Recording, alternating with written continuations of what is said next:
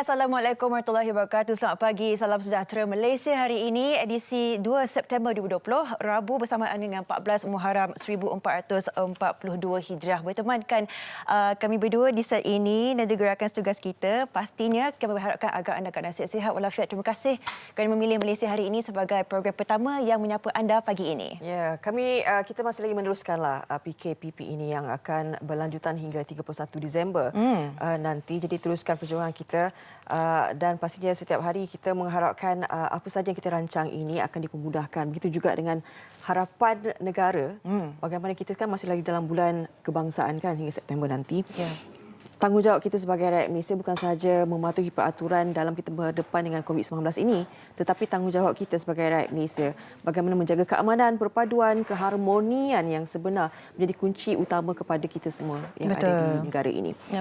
Pastinya Malaysia Prihatin ialah antara yang boleh kita bawakan sehingga ke bulan kebangsaan ini, dan antara intipati yang kita ingin tekankan adalah perpaduan, di mana ia menjadi salah satu perkara yang menjadi integriti kita sebagai rakyat Malaysia saban tahun daripada penjajahan dulu dan sehingga ke hari ini kita melawan satu peperangan yang pasti memerlukan kita bersatu untuk bersama-sama mematuhi segala yang telah pun ditetapkan. Kita hitam putih kehidupan lah hari ini, Sofia. Kan? Alamak, betul lah. Kita sapa dulu adik kita dulu kat tepi tu. Manis je. Selamat pagi, Marsila. Selamat pagi. Sihat? Sihat, Alhamdulillah. Sofia, Fariha sihat? Sihat. Okey, Alhamdulillah. Hari ini bukan mereka berdua saja, tapi bersama saya juga, Marsila Hassan, yang pastinya akan menemani anda sehingga jam 9.30 pagi nanti di Malaysia hari ini. Dan kita akan kongsikan pelbagai perkongsian yang menarik untuk anda. Dan tadi Fariha dan juga Sofia ada bercakap mengenai integriti perpaduan kaum, kerana kita sekarang ini masih lagi berada dalam bulan kemerdekaan, sehingga sekarang kita masih menyambut Hari Kebangsaan kan, sehingga 16 September nanti, dan pastinya kita sebagai rakyat Malaysia perlu bersatu padu. Inilah caranya untuk kita menunjukkan semangat cintakan negara kita dengan bersatu padu melawan virus COVID-19 daripada terus merebak. Sebab kita semalam saya ada terbaca di akhbar utusan mengatakan bahawa di Kluang, Johor, terdapat melalui tinjauan yang mereka lakukan, mereka mendapati bahawa terdapat beberapa orang yang masih lagi ingkar dan tidak mematuhi SOP dengan keluar membawa anak kecil dan juga tidak memakai pelitup muka. Kita tahu bahawa pelitup muka itu sekarang antara perisai penting bagi kita sendiri untuk melindungi diri kita daripada virus COVID-19 itu. Dan statistik juga turut menunjukkan agak membimbangkan juga kan. Setiap hari kita tahu ada pertambahan kes positif. Setakat ini jumlah kumulatif positif COVID-19 di Malaysia 59 kes. Malam saja mencatatkan 14. Yang membimbangkan sekarang ni, Sofia dan juga Marsila, kes kematian 3 hari berturut-turut. Peningkatan jumlah yang kita lihat, jumlah kematian 128. Semalam saja turut mencatatkan lagi satu kematian membabitkan pesakit wanita berusia 80 tahun, mempunyai sejarah penyakitnya barah paru-paru dan juga darah tinggi.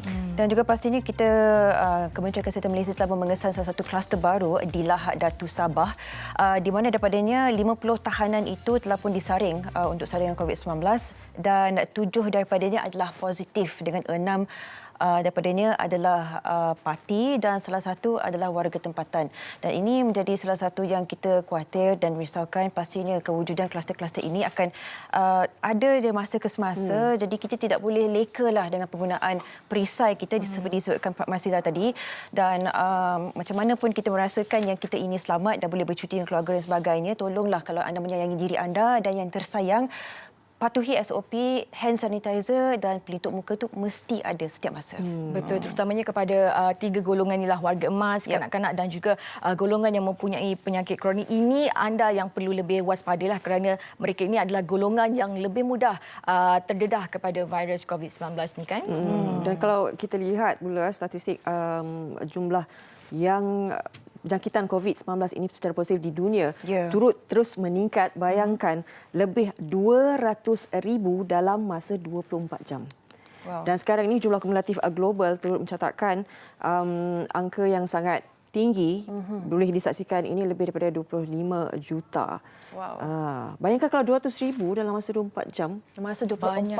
jam Apatah lagi sahaja. sekarang ni, Ya. kan kita dah bulan 9. Nanti kan nak hujung tahun tu musim sejuk. Musim sejuk, betul. Ya. Itu lagi membimbangkan apabila kita tahu perubahan cuaca sejuk tu kan. Betul, dan KKM juga sudah siap siaga untuk menghadapi pertambahan virus COVID-19 disebabkan kes-kes import ni lah, sebab kita tahu macam Fariha cakap tadi, musim sejuk akan tiba lebih kurang 4 bulan lagi dan ini satu kebimbangan dan KKM sendiri sudah bersiap siaga dalam menghadapi perkara ini. Kalau kita melihat statistik di negara luar seperti di Korea Selatan, Jepun, Sepanyol dan Perancis dan sebagainya, mengapa kita khawatir adalah kerana apabila perubahan musim ke musim sejuk ini, mereka dalam keadaan yang mungkin tidak sihat, lebih sakit, mudah merebak.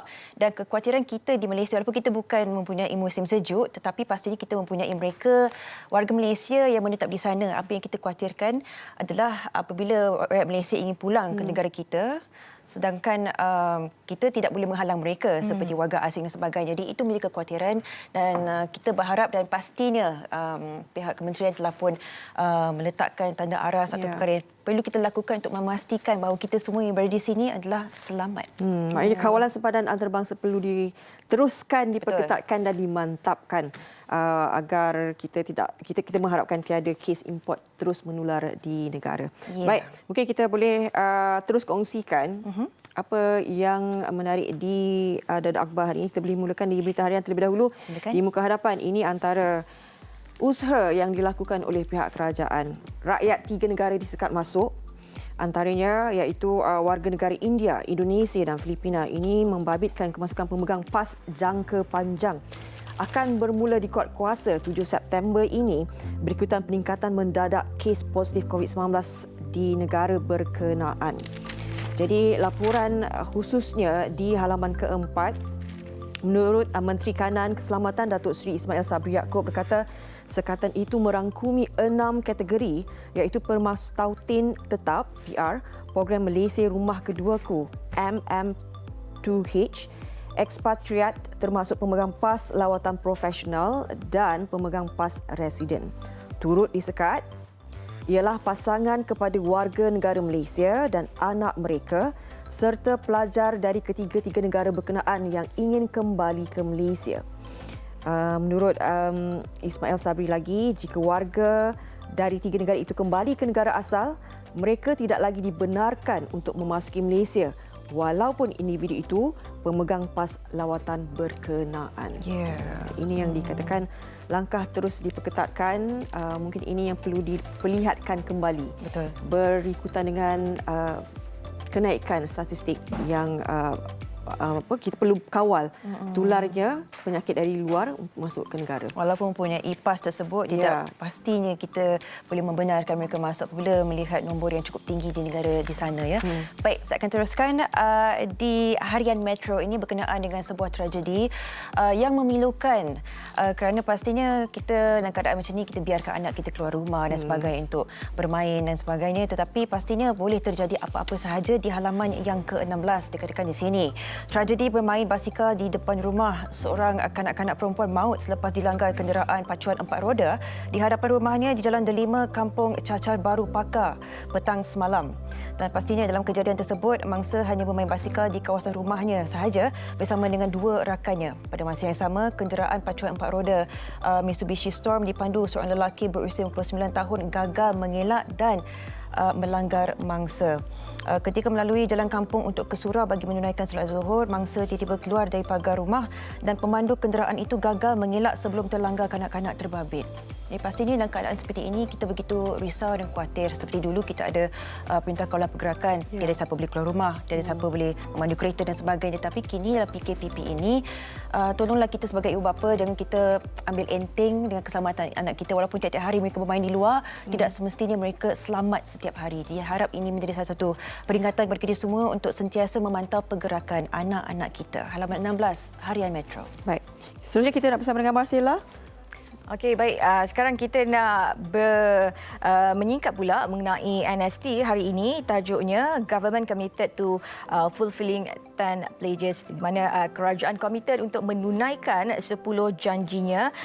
The Perikatan National Government is committed to fulfilling 10 pledges to the people, most of which have already begun since it became into power 6 months ago, di mana kerajaan Pakatan Nasional komited untuk menunaikan 10 janji kepada rakyat setelah mereka mengambil alih tampuk pemerintahan pada 6 bulan yang lalu, di mana di sini terdapat 10 janji yang disenaraikan. Antaranya Perdana Menteri berkata asas pertama dari segi ekonomi, kerajaan sedang memberi tumpuan kepada usaha memulih dan merancangkan semula ekonomi negara pasca COVID-19 menerusi pelan jana semula ekonomi negara penjana. Dan katanya lagi di sini ekonomi negara kita sedang menunjukkan tanda pemulihan selepas hampir semua sektor dibuka semula, dan insya-Allah katanya sekiranya trend pemulihan ini berterusan, negara dijangka mencatat pertumbuhan positif pada tahun hadapan.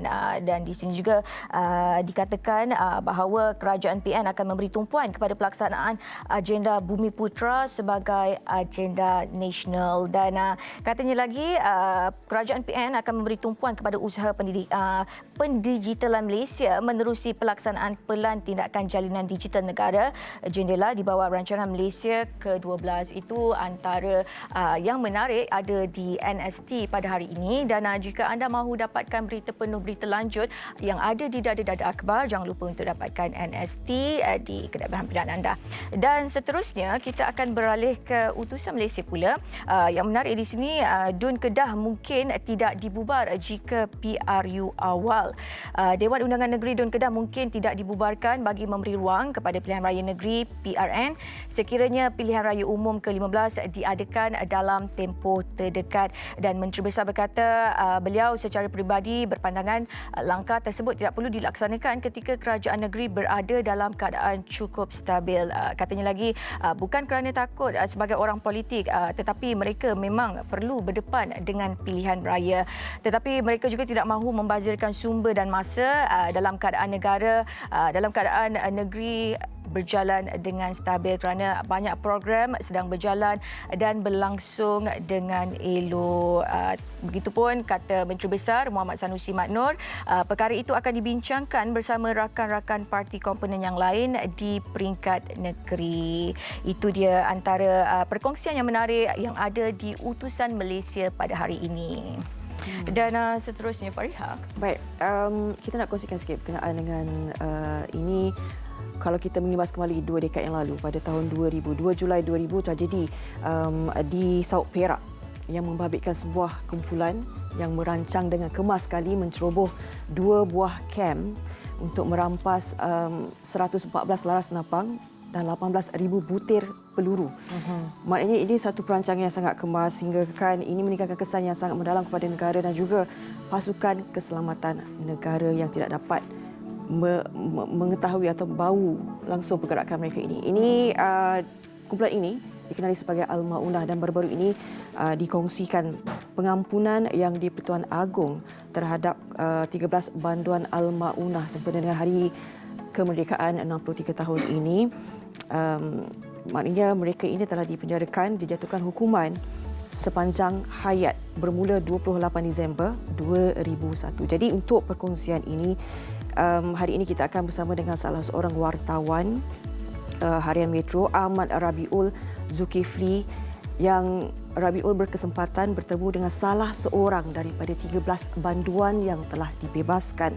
Jadi kita nak bersama dengan Ahmad Rabiul. Hello, Assalamualaikum. Waalaikumsalam. Selamat pagi. Selamat pagi.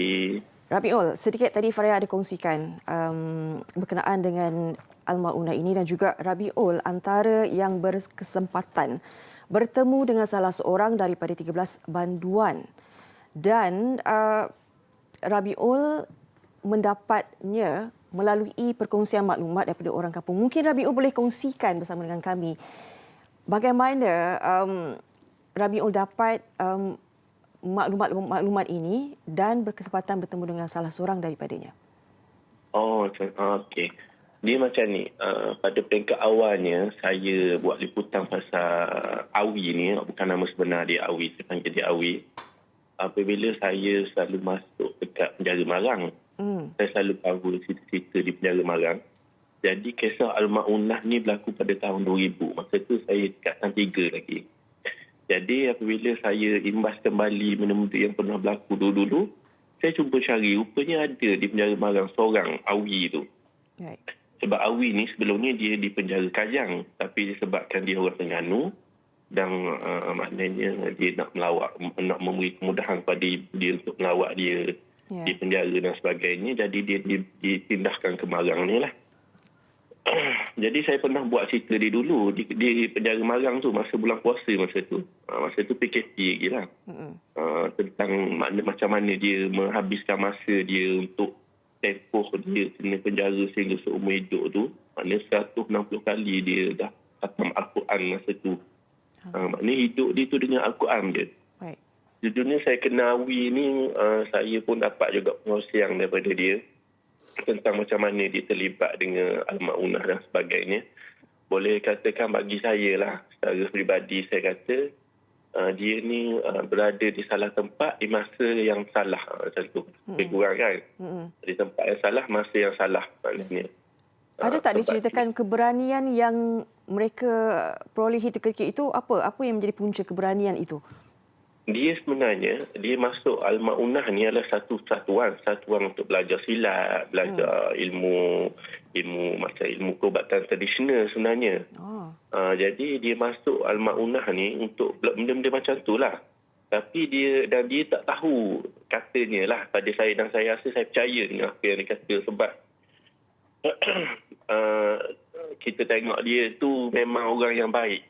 Macam itulah saya boleh kata dia bukan seorang yang nampak tak ada pun macam ke gangster ataupun satu jenis orang yang ada kekerasan daripada jiwa dia, tak ada. Ya.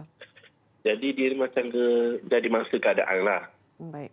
Jadi dia masa dekat Bukit Jenalik tu, dia tak tahu pun benda tu sebenarnya satu maknanya ada satu rancangan lain selain daripada untuk belajar silat. Masa tu dia kata. Tapi bila mereka membawa misi menceroboh 2 buah kamp, merampas senjata pelbagai jenis dan juga peluru, ketika itu apa yang diberitahu kepada mereka oleh ketua mereka? Ketika itu katanya dia diberitahu untuk menjalani latihan bersenjata bersama pihak ATM sendiri. Sebab di kalangan mereka tu ada bekas-bekas ATM dan sebagainya kan.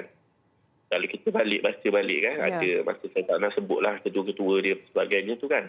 Jadi dia orang ni percaya, dia orang ni orang-orang kampung kan. Jadi dia orang percaya apa semua. Jadi bila sampai je dekat Bukit Jenalik tu, bila dah buatlah yang merampas apa senjata tu orang lain, ada satu kumpulan lah macam dia ni duduk dekat kamp, berkawal dekat situ dan sebagainya lah, belajar dan sebagainya. Jadi apabila dia tahu macam ada macam usul-usul macam tu, dan dia tahu dah polis dah kepung masa tu, sebenarnya dia kata dia dah nak keluar dah, dah nak lari lah.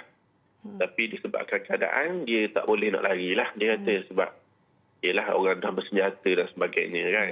Jadi macam dia ni jadi masa keadaan. Ramai di kalangan mereka yang sebenarnya yang tak tahu pun bahawa benda ni satu benda yang ke arah yang dilaporkan itulah. Rapiul, Awi ni usianya berapa sekarang ni? Dia dalam 40-an macam tu, 40 masa tu lebih. Dia dah berkeluarga. Dia belum berkeluarga lagi. Baik. Masa dia kena tangkap tu pun dia masih bujang lah. Okey. Apakah penyesalan yang dikongsikan oleh Awi sendiri? Dia pernah bagi tahu saya lah. Maknanya dia nasihat jugalah. Maknanya dia secara tak langsung dia kata, selepas ni kalau maknanya penyesalan dia sebab dia tak kaji benda tu betul-betul lah. Tak tahu apa maknanya objektif perbuahan kesatuan tu dan sebagainya. Jadi dia ada juga lah kongsi, dia kata kalau boleh orang-orang yang di luar sana jika nak masuk apa-apa satuan ataupun apa-apa pergerakan tu, pastikan dia tu tak terlibat dengan benda macam ni lah. Sebab at least dia kata kalau masa siapa-siapa pun duduk di tempat dia, memang akan terpangkap. Macam contoh kalau saya sendiri pun, contoh saya, maknanya tiba-tibalah masuk daftar kita masuk untuk belajar silat dan sebagainya. Tapi kita tak tahu di sebalik mana penubuhan tu apa dia punya mana objektif dia tu. Jadi kita sendirilah yang akan jadi mangsa keadaan tu. Baik. Rabiul, Awi sekarang ini telah dibebaskan dan pastinya dia akan buka buku baru, kehidupan yang baru.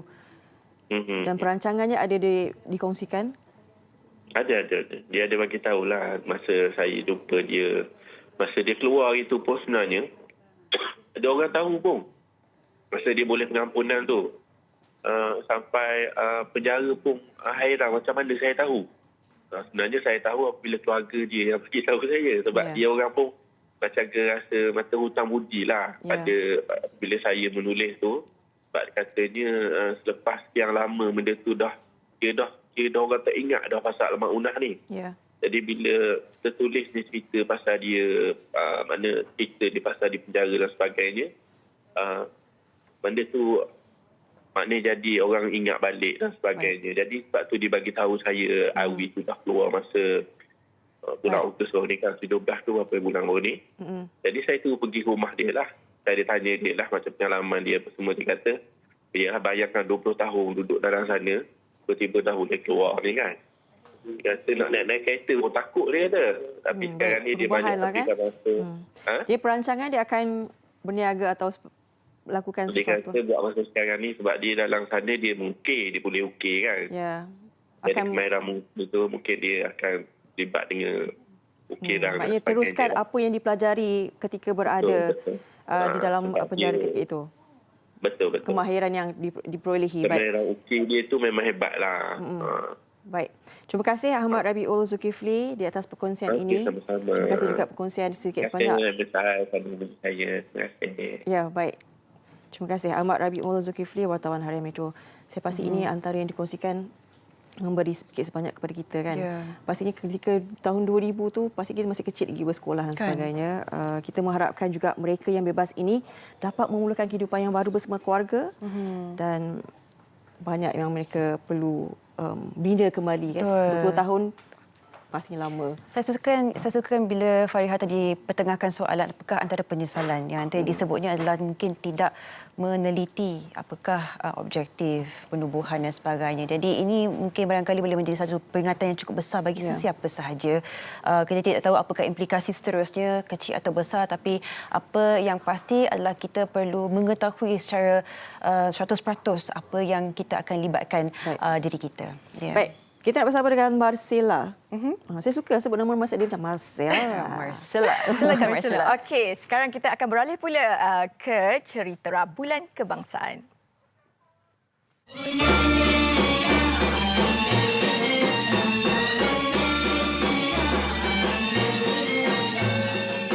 Datuk Panglima pergi membajak ke tanah rata senja pulang. Baik, sebenarnya banyak lagi cara untuk kita menunjukkan semangat patriotik kita. Bukan sahaja dengan sekadar mengibarkan jalur gemilang, tapi pelbagai cara lagi boleh kita implementasikan untuk menunjukkan betapa kita cintakan negara kita.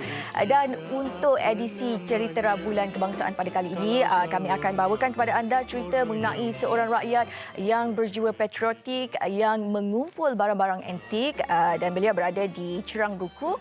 Jadi mari sama-sama kita saksikan.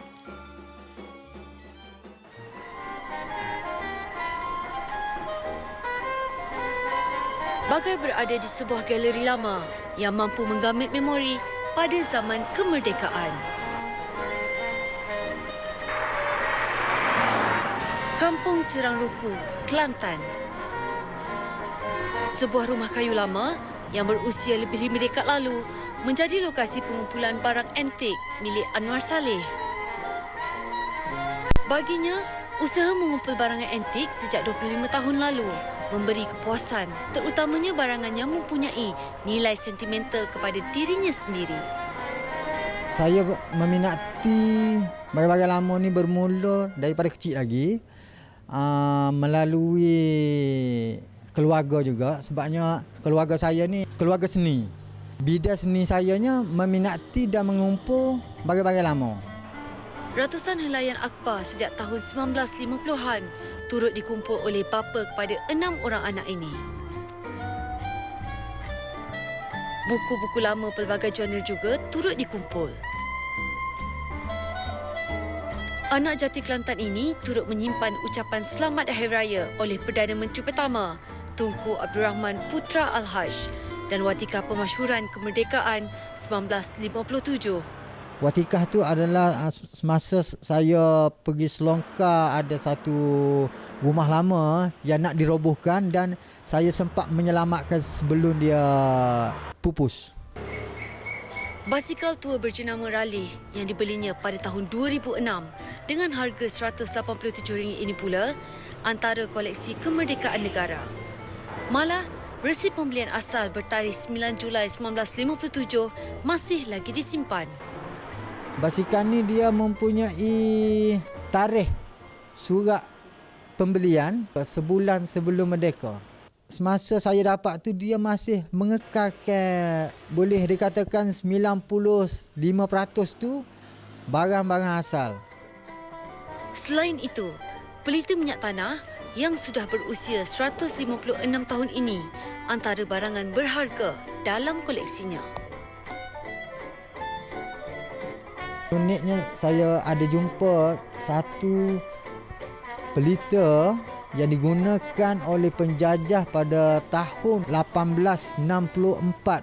Saya dapat benda tu daripada seorang penduduk yang duduk berhampiran di pelabuhan Kuala Besut tu.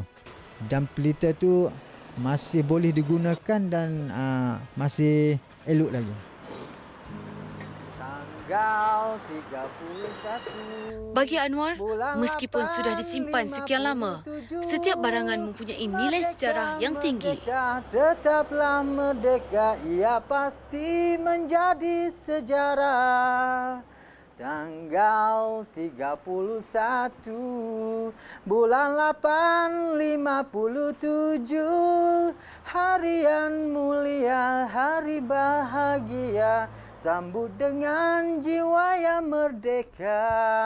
Wah, begitu sentimental sekali. Anda boleh bayangkan sebuah rumah kayu dengan penyimpanan barang antik selama 25 tahun. Dan pastinya anda boleh melihat sendiri bagaimana seseorang individu boleh menzahirkan sifat sayang kepada negara dan juga nilai sentimental itu yang diterjemahkan dalam penyimpanan barang-barang antik.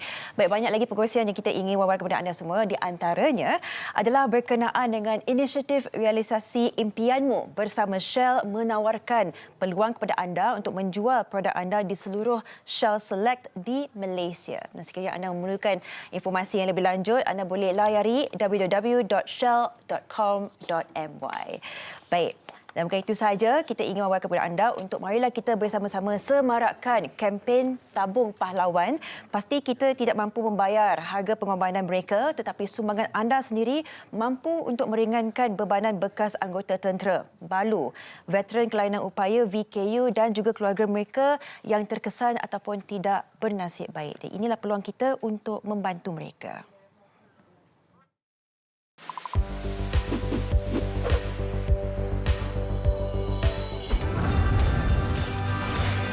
Hari Pahlawan diraikan untuk memperingati jasa wira-wira yang terkorban mempertahankan keamanan, keselamatan, kemerdekaan dan kedaulatan negara sebelum dan selepas Malaysia merdeka. Salam semua, saya Zaidi Aziz, hos Apa Kata Orang Muda. Dah nama pun Apa Kata Orang Muda, jadi hari ini Zaidi nak bertanya dengan anak muda mengenai Hari Pahlawan. Agak-agak mereka ni tahu atau tidak? Jom. Mestilah saya tahu. Semestinya, sudah tentu saya tahu. Mestilah saya tahu sebab ayah saya seorang bekas askar. Ya, saya tahu.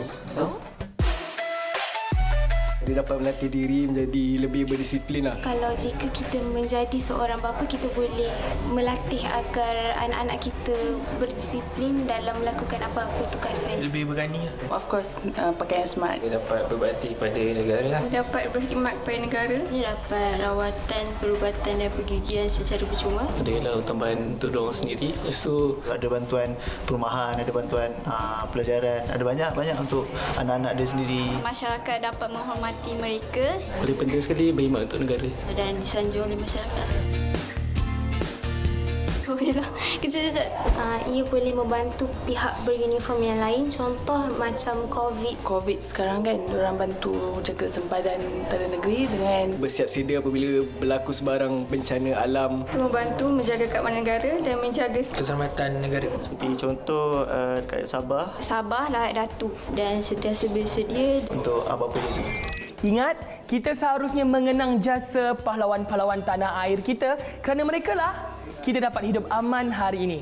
Saya Zaidi Aziz, apa kata orang muda? Lah tadi orang muda, orang yang tak berapa muda, inilah masa untuk kita berbakti dan memberi semula kepada komuniti kita dan membantu para mereka yang telah pun berkorban untuk negara kita. Itulah tadi menyemarakkan kempen Tabung Pahlawan. Kita akan berehat seketika. Sekembalinya banyak lagi pengisian. Kita akan bersama dengan rakan juga saya, Marsila dan juga Fariha untuk perkongsian yang cukup menarik berkenaan serangan jantung di usia muda. Segalanya di Malaysia hari ini.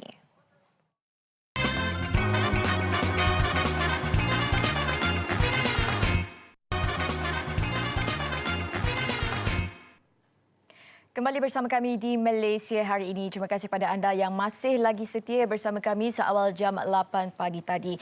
Baik, seperti yang diwawarkan oleh Sofia sebentar tadi, katanya ada perkongsian menarik mengenai serangan jantung di usia muda kerana kita tahu bahawa serangan jantung ini merupakan silent killer ataupun pembunuh secara senyap yang mampu datang secara tiba-tiba. Dan untuk pengisiannya, Kita nak bersama dengan tetamu kita jemput hari ini, Profesor Dr. Sazli Kasim, Pengarah Hospital Universiti Teknologi Mara. Selamat pagi. Terima kasih bersama kami. Masih muda, sesuailah dengan kita punya topiknya, serangan jantung di usia muda. Sebelum ni kita tahu, sudah maklum bahawa penyakit jantung ni kan, kalau warga emas dia kebanyakan daripada mereka memang sakit jantung, usia dah meningkat usia kan. Tapi mungkin perubahan tahun demi tahun tu, Prof mungkin boleh kongsikan dengan kami. Bila serangan jantung membabitkan usia muda ni, apa yang menyebabkan kebanyakan daripada mereka ni mengalami penyakit jantung? Okey, jadi Fariha, kalau diikutkan soalan tu, memang masa dulu, katalah 20 tahun dah yang lepas, serangan sakit jantung banyak menyerang pada orang-orang yang lebih tua. Kalau kita ikut negara kita, statistik yang kita ada menunjukkan purata umur untuk serangan sakit jantung ni dalam umur 58 tahun. Kebanyakannya orang lelaki lah. Tapi sejak dua menjak ni maksudnya berakad jugalah dalam 10-20 tahun kebelakangan ini, ekonomi kita berubah, negara kita berubah, maka demografik dan rakyat kita juga berubah. Jadi kita sudah mula mengumpul faktor-faktor risiko yang selama ni dialami oleh negara-negara yang maju. Sedentary lifestyle, kehidupan yang tidak aktif, cara pemakanan yang ringkas, dan tabiat merokok, ada antara risk factor yang kita selalu wawarkanlah yang menyebabkan penyakit jantung ni. Tapi malangnya yang menyedihkan adalah apabila serangan penyakit jantung ni atau serangan sakit jantung yang mati muda ni menyerang pada mereka yang umur 20 tahun, 30 tahun, 40 tahun. Yang tu amat mengecewakanlah. Jadi ramai yang rasa takut dan sentiasa bertanya kenapa, mengapa, apa yang dia boleh buat untuk mengelakkan daripada mati muda. Yang tu yang soalan yang susah nak dijawab tu, tapi boleh kita kongsikan sedikitlah pada pagi ni. Okey, baik. Kadang-kadang kita terfikir, adakah aktiviti sukan yang ekstrim ataupun sukan tanpa had? Contohnya sekarang ni ramai orang kerap ke gimnasium untuk bersenam dan sebagainya. Adakah aktiviti itu boleh menjadi penyumbang kepada serangan jantung pada usia muda ni? Okey. Jadi kalau nak kita lihat balik pada nombor-nombor statistik ya. So kalau purata umur serangan sakit jantung adalah 58 di Malaysia.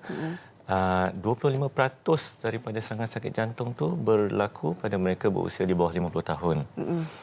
Dalam 16% kepada mereka berusia di bawah 45 tahun. Di bawah usia 35 tahun antara 5 ke 6%. Sebenarnya persentage tak banyak. Tapi apabila melibatkan golongan muda, ini satu yang menakutkan. Itu satu. Nombor dua, ada dua ekstrim orang yang kena sakit jantung atau mati di usia muda ni. Satu, orang yang macam you cakap tadi, yang sihat, yang pergi ke gym, yang buat extreme sports. Itu pun ada golongan dia juga. Dan ada lagi satu yang mereka yang tidak buat apa-apa aktiviti. Sebenarnya ada 3 golongan. Golongan yang 3 ni adalah macam weekend warrior. Weekend warrior? Weekend warrior. Hari Isnin, Selasa, Rabu, Khamis, Jumaat dia duduk rumah. Hari Sabtu, Ahad, extreme sports. Yang itu pun bahaya juga. Sebab badan dia boleh jadi orang kata terkejut. Tak seimbang. Baik. Pada masa sama mungkin kalian juga sekiranya ada sebarang persoalan boleh hubungi kami di studio 0377261603. Mungkin nanti Prof boleh juga menjawab sekiranya persoalan-persoalan itu membabitkan serangan jantung di usia muda. Baik, tadi Prof kata ada 3 kategori kan? Dan Prof kata perlunya ada amalan hidup sihat. Kadang-kadang amalan hidup sihat dibuat juga Prof. Kan? Cumanya biasa kita dengar membabitkan figura terkenal, atlet-atlet yang kadang-kadang tengah-tengah bersukan tu kena. Apa yang menyebabkan tu? Sebab sekarang ni pula trend sekarang bersukan waktu malam, benda-benda macam tu. Apa yang boleh menyumbang kepada penyakit itu? Jadi risiko mati mengejut. Kenapa orang tiba-tiba mati mengejut? Kita kena fahami daripada segi jantung ada 3 mekanisme. Satu, apabila salur darah ni macam model kat depan kita ni, salur darah ni warna merah ni, dia bagai kelongkang dan tiba-tiba salur darah tu tertutup, tersumbat, menyebabkan bekalan darah tidak sampai ke otot-otot jantung. Itu mekanisme nombor 1 lah, yang paling common orang kata. Mekanisme nombor 2, apabila jantung tu berdegup terlalu laju atau tiba-tiba terlalu perlahan, berlakunya short circuit di otot jantung tu sendiri. Dan tiba-tiba apabila berlaku keadaan macam ni, dia boleh pingsan. Biasanya seorang tu mungkin dilahirkan dengan anomali di dalam jantungnya, menyebabkan dia senang pingsan disebabkan jantung terlalu laju. Dan mekanisme nombor 3 yang biasa adalah apabila jantung tu bengkak disebabkan darah tinggi yang tak dikesan, atau jantung itu sebenarnya menebal disebabkan oleh tekanan darah tinggi, pun boleh menyebabkan serangan sakit jantung dan menyebabkan seseorang itu mati secara tiba-tiba. Itu daripada punca jantung. Ada juga serangan yang menyebabkan mati muda disebabkan oleh pembuluh darah di otak atau di dalam mana-mana bahagian badan pecah dan bocor. Ada juga yang disebabkan oleh badan itu tidak sihat sebenarnya, seperti ada demam, ada jangkitan kuman tapi masih tegar melakukan aktiviti riadah. So benda-benda ni boleh berlaku secara tiba-tiba. Mungkin dia kekurangan air juga, masih hendak bersukan. Bila berpeluh terlalu banyak, maka tekanan darah dia rendah dan dia boleh pitam-pitam dan kadang-kadang boleh menyebabkan jantung dia berhenti. So elemen-elemen tu kita kena huraikan satu persatu. Jadi apabila seseorang tu mati secara tiba-tiba, bukan semua disebabkan oleh jantung, tapi juga ada elemen lain yang sukar difahami. Baik, nanti kita nak tahu juga antara, sebab orang kata banyak orang kata kalau serangan jantung ni, kalau sakit jantung kita diserang tu rasanya seperti ini. Kita nak tanya doktor mengenai itu, tapi sebelum kita nak kita dulu. ada panggilan video di Facebook Live kita bersama Arina Roslan. Beliau merupakan isteri kepada mangsa serangan jantung. Baik, Assalamualaikum. Waalaikumsalam. Selamat pagi. Apa khabar? Sihat?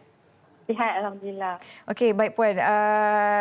Nak bertanya kepada Puan mengenai serangan jantung yang dihadapi oleh suami Puan. Okey, cerita dia ini macam Prof tadi cakap ada weekend warrior kan. Saya rasa husband saya golongannya itu. Sebab dia memang kerja dekat rumah, dia graphic designer, dia seorang graphic designer. Jadi kerja dia memang dekat depan laptop je. Sepanjang hari kan. Tapi bila malam dia pergi futsal. Hari Rabu tu. Memang setiap hari Rabu dia akan pergi futsal lah. Jadi mungkin sebabkan satu hari tu dia duduk je depan PC kan. Tiba-tiba malam dia pergi bersukan. Sebab itulah saya rasa benda tu terjadilah. Jadi apa yang terjadi malam tu adalah dia pergi futsal and then tiba-tiba lepas habis dia main futsal, dia keluar court, dia duduk sebelah kawan dia. Tiba-tiba dia terus lentuk kat kawan dia. Tapi kawan dia ingat dia tidur. Jadi kawan dia pun biar je. Lepas tu dia static macam tu dalam 5 minit. Tiba-tiba kawan dia tengok dia dah sejuk dah. Dah tak bergerak, dah sejuk. Macam tu lah. Dah long lie dah. Tu diorang bawa pergi hospital terus. Macam itulah cerita dia. Maknanya Allahyarham meninggal ketika usia 25 tahun. Sebelum tu ya. memang Allahyarham memang tidak ada sebarang simptom yang boleh kita tak ada. Tak ada langsung. Sepanjang saya kenal dia, dia tak pernah demam, dia tak pernah sakit apa-apa. Nak tak cakap demam pun tak pernah, apa lagi yang berkaitan dengan jantung, sesak nafas ke apa ke kan, tak pernah langsung. Okey, jadi adakah Allahyarham ada mengamalkan gaya hidup yang sihat, contohnya menjaga pemakanan dan sebagainya? Okay, kalau yang tu saya rasa tak, sebab dia memang kuat makan fast food first. And then dia kuat minum air manis. Maksudnya yang boba-boba, tilai, apa semua tu kan, Starbucks. Dia kurang meminum air mineral water lah. Mungkin saya rasa itu antara salah satu sebab dia jugalah kot. Tak mengamalkan pemakanan yang betul. Selama ni pun dia duduk bujang kan. Kita tahu tadi duduk bujang dia makan apa semua kan. Nak cepat je kan kalau macam tu kan. Baik, bila dimaklumkan bahawa punca kematian arwah disebabkan serangan jantung ataupun sakit jantung, ketika itu Arina bagaimana respon terhadap bila mengetahui puncanya? Belum bila saya tahu dia pengsan, saya tak expect langsung yang dia akan pergilah, sebab bila kita cakap orang kata dia pengsan je macam tu kan. Bila masa saya panik bila tahu dia pengsan, semua orang cakap kenapa kau ni semua relax lah, dia pengsan je kot.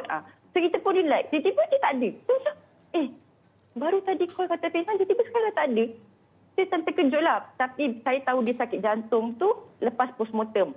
Sebab dia meninggal luar kawasan, jadi kita buat postmortem. Dan saya tak expect langsung lah yang dia punya punca itu memang sakit jantung. Langsung tak expect lah. Baik. Arina, kami doakan terbaik buat Arina. Ya. Semoga tabah menjalani kehidupan ini. Dan terima kasih. Dan kami sangat berterima kasih di atas perkongsian ini, sikit sebanyak memberi sebenarnya banyak ilmu juga kepada kita yang mungkin memandang enteng terhadap apa yang berlaku kan. Baik. Terima kasih. Tapi pada masa yang sama, pada masa sama saya pun tak nak orang jadi takut nak bersukan sebenarnya. Sebab lepas apa yang terjadi tu orang jadi takut nak bersukan malam kan. Orang kata dia punca apa semua. Tapi sebenarnya tak pun. Dia sebenarnya dah ajal kan. Orang lain-lain. Betul. Baik.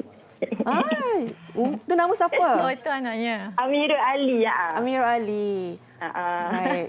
Semoga Amirul nanti jaga ibu ya. Nanti dah besar insya-Allah. Okey, jaga diri. Terima kasih Irina. Waalaikumsalam. Irina Roslan. Boleh dikongsikan sedikitlah. Maknanya 2 hari selepas kematian suaminya, baru Irina tahu bahawa dia mengandung. Betul. Ya. Agak sedih tapi itulah yang perlu dihadapi. Baik, Prof nak tanya mengenai tadi Puan Arina ada mengatakan bahawa arwah suaminya gemarkan makanan-makanan fast food, minum manis dan sebagainya. Adakah pola pemakanan yang sebegitu boleh menjadi kepada faktor utama? Kes-kes begini memang tekilan apabila kita dengarkan. Masalahnya orang-orang muda yang kena serangan sakit jantung atau mati mengejutnya. Bila kita tengok nombor-nombor kita, hampir separuh daripada mereka hisap rokok. Dan itu adalah faktor dan punca terbesar yang menyebabkan salur darah itu tiba-tiba tertutup dan menyebabkan serangan sakit jantung. Daripada segi gaya hidup, hakikatnya kebanyakan daripada kita setelah alam persekolahan memasuki alam pekerjaan dan selepas itu alam berumah tangga dan berkeluarga, antara umur 20 ke 30 tahun tu ramai yang lupa untuk menjaga diri. Di sekolah dulu kita ada physical education, PE, PJ dan sebagainya. Tiap-tiap minggu kita bersukan dan kita sangat aktif. Tapi apabila kita sudah berusia 20 ke 30 tahun, kita lupa dan apa sebab kesibukan kehidupan harian lah. Jadi apabila berlaku seperti ini, kita cuba curi masa untuk bersenam. Dan apabila kita curi masa untuk bersenam, kita akan lakukan yang terbaik, make use of the time. Dan mungkin terlebih exertion, terlebih tekanan dia dan menyebabkan badan tu tidak dapat mengambil lah tekanan-tekanan begitu. Jadi sebagai nasihat, apabila kita memasuki alam 20-30-an, lakukan aktiviti berkala dan sering, kerap lah. Setiap hari kita kena aktif.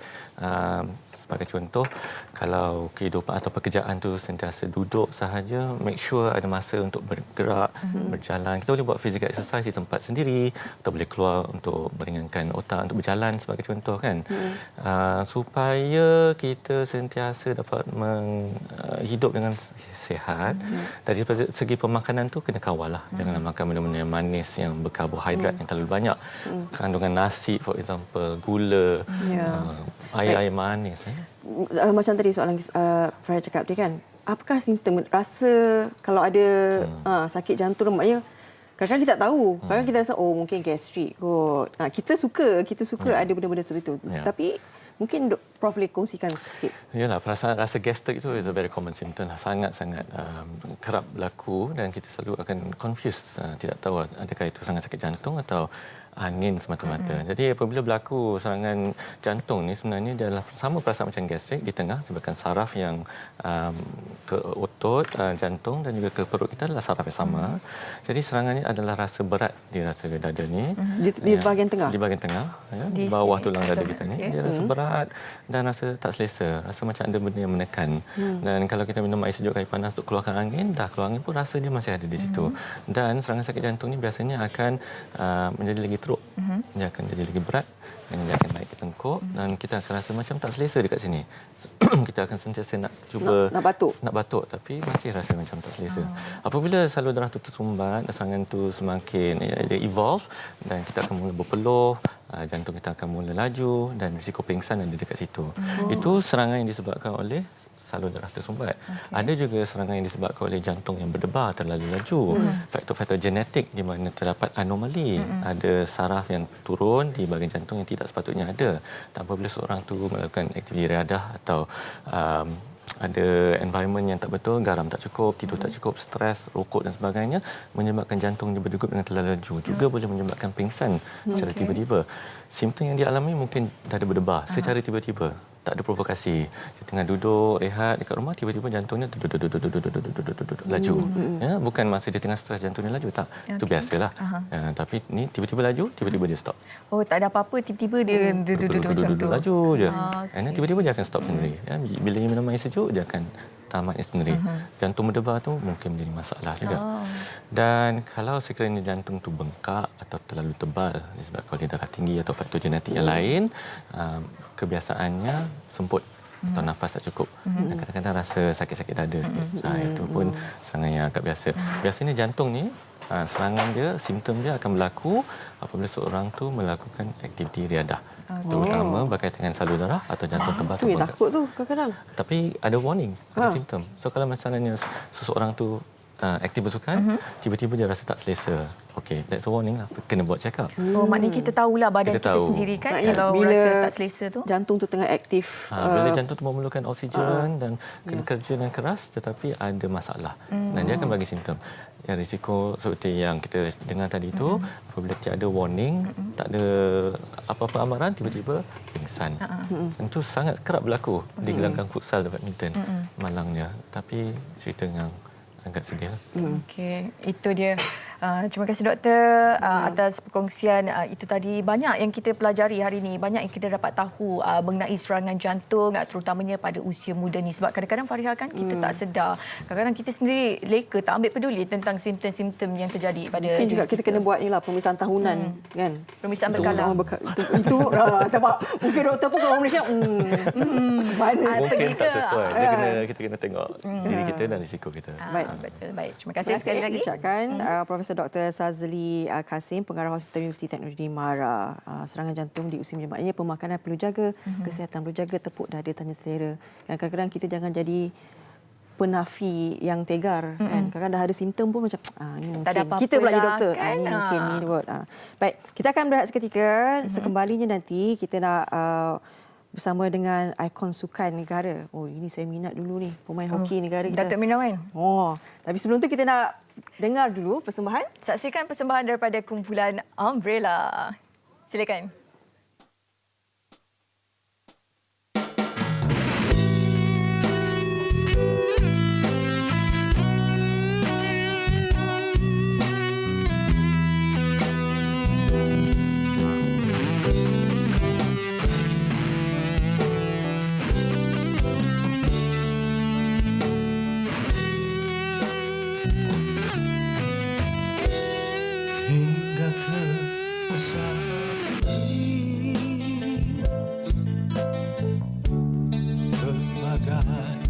persoalan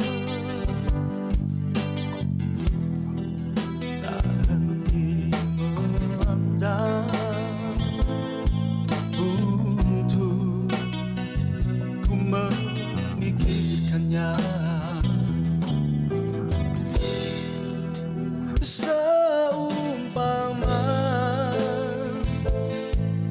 dedaunan yang telah gugur, bertaburan membiarkan ranting di mama usaha. Apakah semua itu akan terjadi padaku andainya benar? Maka tepatlah apa yang ku ramalkan.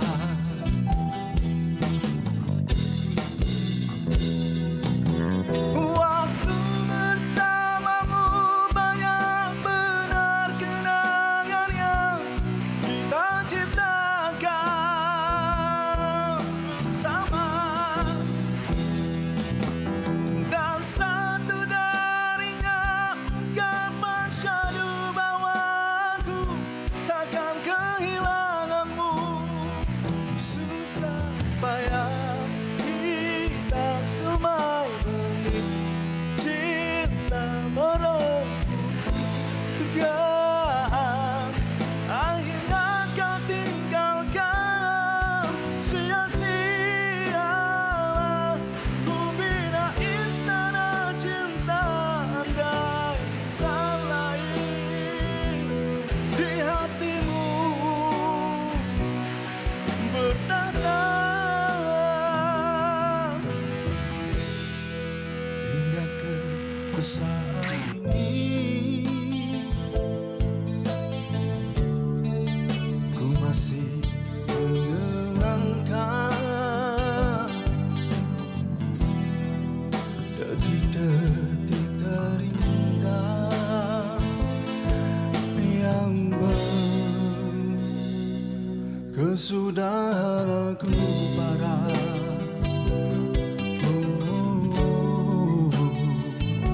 Kesudahan aku parah.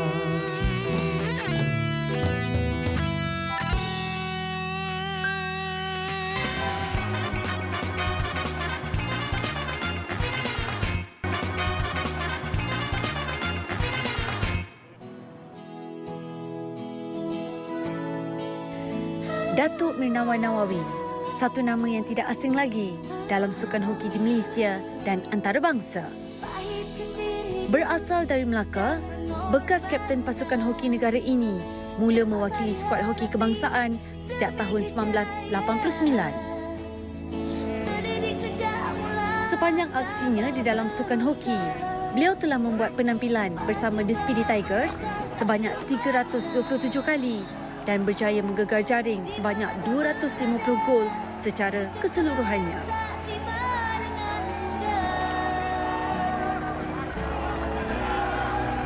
Lebih dikenali dengan gelaran bos oleh rakan dan jurulatih sepasukan kerana pewaktakan dan ketegasannya di atas padang. Beliau juga antara watak penting ketika Malaysia berjaya melayakkan diri ke kejohanan Sukan Olimpik dan Sukan Asia sebanyak 3 kali serta kejohanan Piala Dunia Hoki sebanyak 2 kali. Pada tahun 2016, Datuk Mirnawan telah dianugerahkan Darjah Indrah Mahkota Pahang yang membawa gelaran Datuk sebagai menghargai jasa dan sumbangan bekas penyerang terbilang ini. Hoki, Datuk Mirnawan Nawawi. Pada tahun 2017 pula, dia menjadi antara pembawa obor utama di Sukan SEA. Walaupun sudah hampir 18 tahun menggantung kayu hoki, sokongan dan semangat kesukanan dalam aspek sukan terus membara dalam dirinya. Tidak hanya menjadi seorang legenda sukan hoki yang disegani, Kini Datuk Minawan Nawawi turut menjadi seorang usahawan yang berjaya. Teruskan perkongsian bersama Datuk Minawan Nawawi di Malaysia hari ini. Baik, kita dah pertontonkan siapakah figura tadi. Kita bawakan ke Malaysia Datuk Minawan Nawawi, legenda hoki negara kita. Wow, Assalamualaikum Datuk. Apa khabar? Waalaikumsalam. Fit Datuk Datuk. Yalah, 3 orang. Alamak. Dekat sebelah kita tau hari ni. Datuk bukan bersama dengan penjaga gol tetapi chef kita bawakan hari ini, Chef Megat Ahmad Kamal Abdul Rashid dan juga pembantu Chef Zul. Chef Zul. Sihat ya? Alhamdulillah. Datuk, ni daripada hoki ni ke bidang ni pula Berbeza ni masakan ni. Kita nak buat menu tilapia pula hari ni Datuk. Tilapia. Yalah sebab apa ni idea ni pun saya sebenarnya minat berniaga. Terutama berniaga makanan lah. Kalau kita tengok macam saya tengok keluarga saya pun sebelum-sebelum ni makcik saya banyak involved dengan perniagaan kan. So jadi saya dengan Chef Megat masa PKP lah. Bincang kan. Masa PKP? Masa PKP. Yalah masa PKP tu kan kita tak banyak buat apa-apa. Betul. So mulalah datang macam-macam kan. Itu yang kita setuju, why not kita buka satu restoran yang menu dia berasaskan ikan tilapia. Okey. Jadi hari ni kita nak masak ikan tilapia, masak apa ni? Sambil-sambil kita masak, kita berbual-bual juga lah ya. Chef Megat ya. Chef Megat macam mana? Apa hari ni apa kita nak masak? Ya, bila Datuk Minawan pun menjadi pengacara. Silakan. Okey, hari ni kita akan masakkan 4 jenis tapi untuk demo ni kita bagi 2. Okey. Spray kat depan ni kita boleh nampak ada pais tempoyak tilapia. Tempoyak tilapia. Mana Pais yang tempoyak special daripada Pahang. Minat ya? Saya suka juga. Okey, ini resepi daripada Pahang lah, mak mentua saya punya. Okey, untuk yang satu lagi tu kita ada Thai lime ataupun limau Thai. Ni sedap ni. Sesuai dengan goreng lah sebab dia ni steam. Untuk hari ni kita ada 3 rasa. 3 rasa ni yang Chef Zul ni buat 3 rasa? 3 rasa. High rating lah. Kita punya dalam kedai kita memang high rating. Okey, first kali kita tumiskan dia punya ni untuk goreng. Ui, kan? Datuk ni bekalan ikan tilapia ni dari mana? Sebenarnya kita ada kebun. Dekat Bukit Mentajam tu kan. Kita ada kebun. Lepas tu kita ternak tilapia dan juga tanam sayur-sayur. So kita ada central kitchen untuk produce the paste. Lepas tu fillet tilapia dengan sos-sos ni semua kan. So jadi kita buka satu restoran untuk menjual produk-produk kita. Ekosistem yang bagus. Jadi sos-sos ni sendiri pun resepi Datuk sendiri ke? Semua kita buat lah. Jadi kita buat di dapur kan. Sebenarnya kalau kat restoran kita tu kita ada 6 paste ataupun sos lah sebenarnya. Dia ada Thai lime, dia ada ni macam sos chili dip. Yang itu nyonya. Sos nyonya special. Sos nyonya special dan ini sos 3 rasa. Selain itu kita juga ada buat sos soya sos. Naik dah bau dia. Soya sos dengan lagi satu masam manis. So kalau sweet sour lah kalau kat di restoran lah. And kita pun sebenarnya kalau dekat restoran kita dekat Bandar Perda Selatan tu kita juga ada menu untuk chicken lah, ayam iaitu ayam goreng berempah dengan nasi tumis tau. Nasi tumis. Lepas tu untuk kids menu pun ada juga. Kita ada macam fillet tilapia kan. Untuk budak-budak pun boleh juga ya. Untuk kids meal kita ada 3 item lah. 3 item kan. Kita ada burger tilapia. Ini kita ada fish and chip tilapia. Ini kita ada spaghetti Neapolitan. Neapolitan ni base dia tomato tapi kita pakai fish finger. Semua tilapia. So kisahnya tilapia ni kita ternak sendiri, sayur kita tanam sendiri. So sumber air natural kita ambil daripada air bukit. Kemudian kita salurkan ke kolam, dari kolam kita salurkan ke Wah, memang dah ada ekosistem yang tersedia. Baru dapat idea. Jadi kita tahu sumber tu memang sumber semula jadi insya-Allah. Ini semua timbul daripada PKP lah. Terima kasih kepada PKP. Baguslah PKP sebenarnya itulah kan penangan yang buat kita orang kata push ya. Jadi setakat ni hanya 3 minggu saja baru beroperasi. Baru lagi 3 minggu. Macam mana penerimaan pelanggan semua? Alhamdulillah. Jadi yang sambutan pertama lah daripada first impression daripada customer yang datang dia kata wah tilapia jadi ada pilihan lain tak? Okey, sekarang konsep kita memang kita nak kenalkan tilapia sebab tilapia ni kalau kita tahu ia satu ikan yang ikan kampung lah. Tak seperti cakap, tak seperti ikan kembung yang biasa komersial kan. So kita nak perkenalkan benda ni. Bukan takat di Penang, kita akan kalau boleh Malaysia wide. Cawangan lah, cawangan. Bukan takat ikan, kita keluarkan dengan semua produk yang berasaskan tilapia. Tapi satu yang best lah, the feedback tu selalu habis makan tu. Alhamdulillah. Semua alhamdulillah sedap. Licin. Sedap licin. Pastinya Kalau licin. deep fry ni tulang-tulang pun dah tak nampak. Clear. Clear. Dan Kita review tu daripada Datuk sendiri. Lepas ni kita minta Fariha, peminat Datuk setelah sekian lama. Datuk, kita nak tanya sikit Orang Melaka tu. Okey, nak tanya juga. Sebab kalau bola kan, selalunya senang nak sebab bola kan. Bola sepak-sepak. Tapi sukan hoki ni kan dia perlu ada stick, ada kena ada orang yang betul untuk bermain hoki ni. Dia teknikal lah sikit. Kan? Jadi Datuk masih lagi bermain hoki ataupun semacam mana? Bermain hoki tu. Kadang-kadang rindu tak? Tak, rindu. Bila tengok tu rindu. Tapi adalah sebab-sebab tertentu tu tak boleh nak aktif dalam hoki untuk bermain lah. Tetapi masih lagi mengikuti dan juga masih lagi involved lah dengan sukan hoki tu. Masih lagi, tapi on administration punya basics lah. Dan kalau bertanya mengenai hoki ni kan, bola sepak kita ada program pembangunan bola sepak. Betul. Rugby pun ada juga dan bakal diadakan juga program pembangunan hoki negara. Jadi dalam situasi pandemik COVID-19 sekarang ni, adakah Datuk melihat program pembangunan itu merupakan satu langkah yang baik buat masa sekarang ataupun untuk kita punya masa depan hoki negara lah? Tak, macam pembangunan tu penting. Untuk semua sukan tu mereka harus mempunyai program pembangunan. Kan kalau kita tengok ni at the moment sekarang ni kalau kita tengok kerjasama daripada Malaysian Hockey Confederation, Kementerian Belia dan Sukan dan juga Majlis Sukan Negara. Mereka mempunyai satu program yang dinamakan ni lah National Hockey Development Program. So sememangnya bagi saya pembangunan adalah elemen yang antara yang terpenting untuk sesuatu sukan tu lah. Dan selain daripada this program juga kita pun mempunyai sekolah-sekolah sukan di seluruh negara dan sekolah sukan negara, dan kita juga harapkan di mana di sekolah-sekolah juga guru-guru kan dapat aktif dan membangunkan sukan hoki lah. Sebab tanpa pembangunan ni agak sukar sebenarnya untuk suatu sukan untuk konsisten, mekar dan maintain lah, terutamanya hoki we are world standard. So jadi nak maintain kan tahap itu, pembangunan antara aspek yang paling penting lah.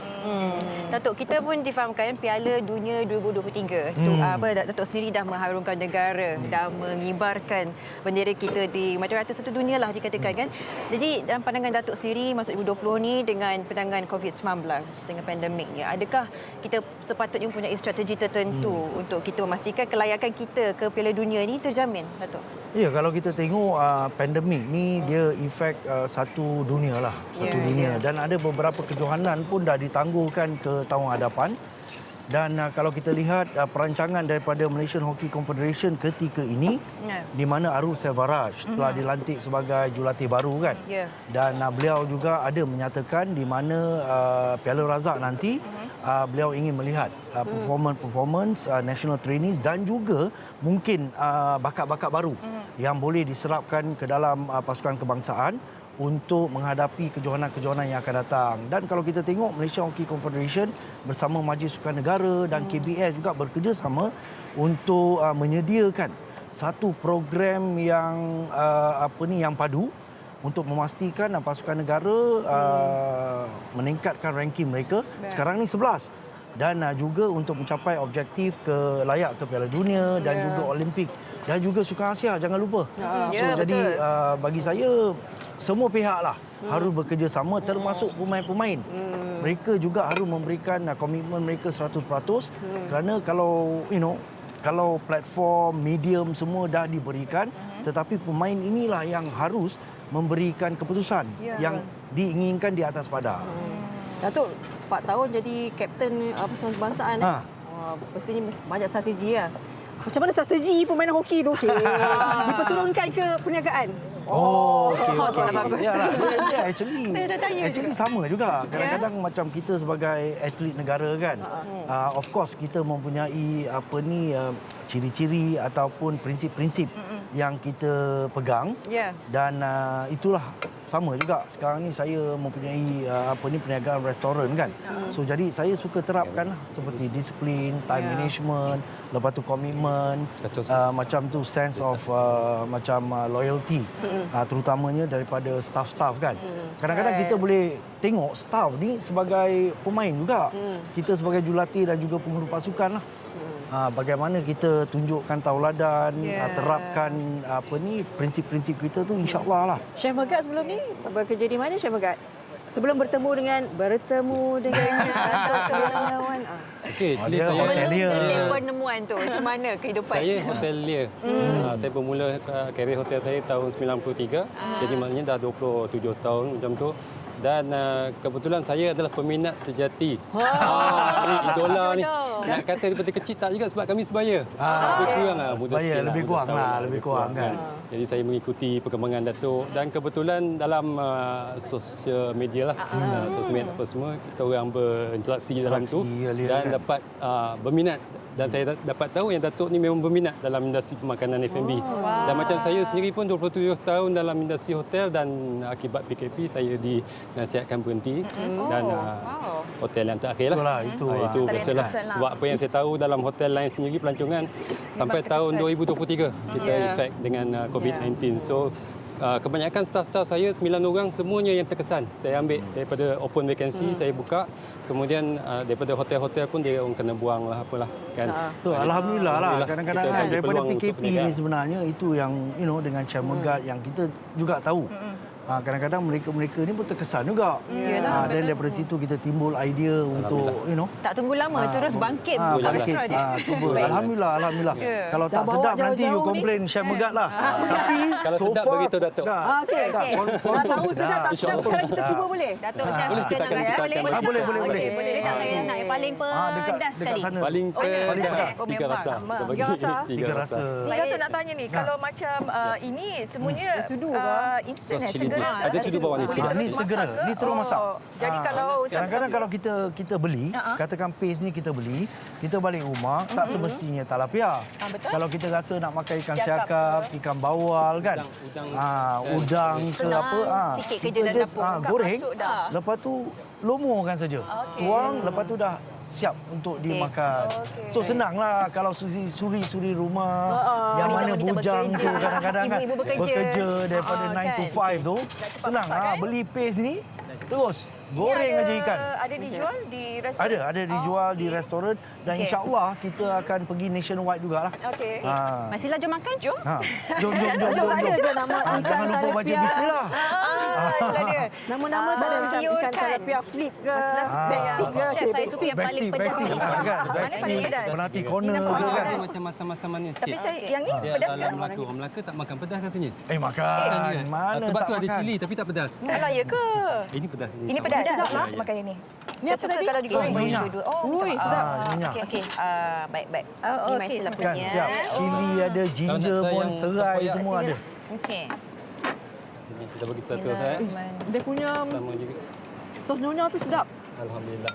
Tu chef buat sendiri. Best kita orang R&D. Kita orang tim sendiri. Ini tempoyak Itu tempoyak pais ya. Ini tiga rasa. Jadi ada soalan Ni nyonya. Sos nyonya. Kenapa ada steam dan goreng? Maknanya sesuai dengan sos yang kita orang buat. Tapi boleh bagi pilihan lah. Contoh macam tiga rasa kita bagi deep fry. Tapi nak try untuk steam pun boleh. Tapi kita showkan kalau boleh deep fry. Lagi sesuai rasa dia digoreng untuk sos tiga rasa. Ni kalau kita nak ke restoran Datuk ni kat mana Datuk? Kita di Bandar Perda. Di Bandar Perda Selatan. Bandar Perda Selatan kan. Lorong Perda Selatan 2. Lepas tu boleh ikut juga, boleh Waze lah. Waze restoran di Dapur by Chef Megat. Dan lepas tu boleh follow juga IG kita, lepas tu Facebook kita kan.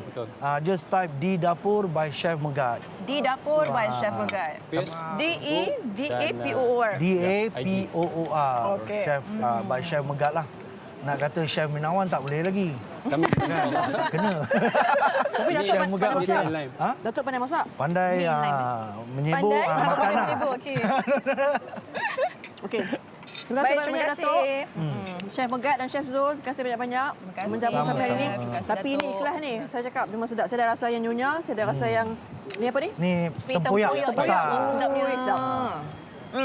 So kita makan kan talapia goreng kan. Tapi yang steam ni baru saya rasa macam sedap lah. Sos nyonya ni pun sebenarnya sedap tau. Dia ada rasa macam Awak rasa makan benar Makan tengah hari dah abang silap. Makan beria. Sekali lagi, pastikan anda dapat segala informasi di laman media sosial untuk mendapatkan pengalaman yang cukup bagus ni. Sedap sekali. Baik, kita akan berehat seketika. Sekembalinya, kita akan bersama dengan rakan-rakan artis kita. Ada payung panas lah. Panas kan? Cik Payung lah je lagi. Dan saya tunjukkan awak. Okey, sekalinya di Malaysia hari ini.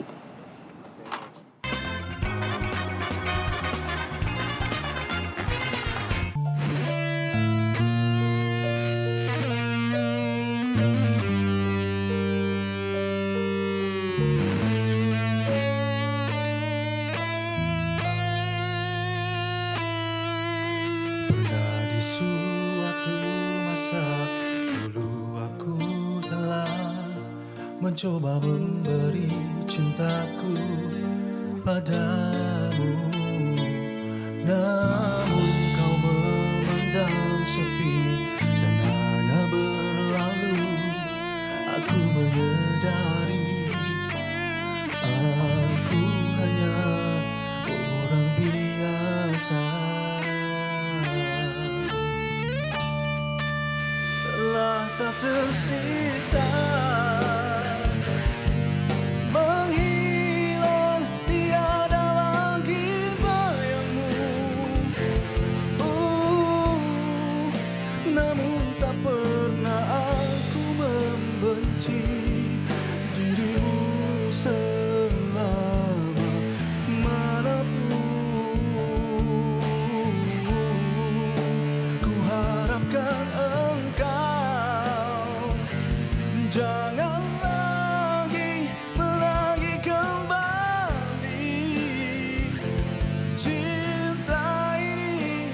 Hati ini telah pun tersimpan untuk dia yang setia pada diriku.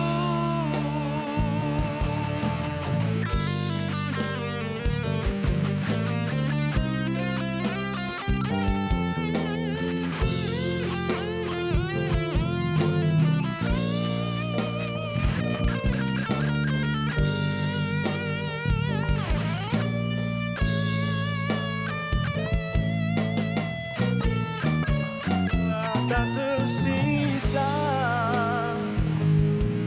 menghilang, tiada lagi bayangmu. Namun tak pernah aku membenci dirimu selama manapun. Ku harapkan engkau jangan lagi menagih kembali cinta ini. Hati ini telah pun tersimpan untuk dia yang setia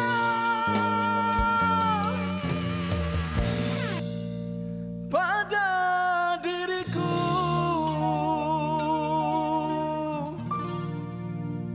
Pernah di suatu masa dulu.